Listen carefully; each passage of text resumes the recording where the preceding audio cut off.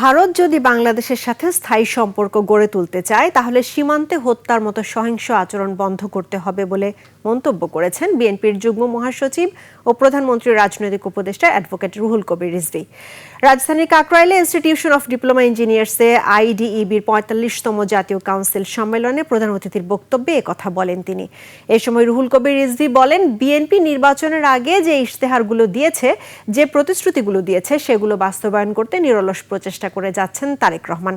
তার প্রতিটা অঙ্গীকার, প্রতিটা প্রতিশ্রুতি পূরণ করার জন্য দেশের এক প্রান্ত থেকে অন্য প্রান্তে ছুটে যাচ্ছেন।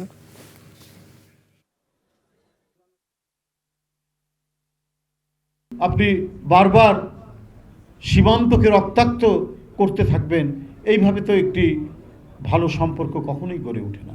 দিল্লিকে অবশ্যই এই রক্তপাত বন্ধ করতে হবে। বাংলাদেশের সাথে যদি একটি স্থায়ী বন্ধুত্ব গড়ে তুলতে চান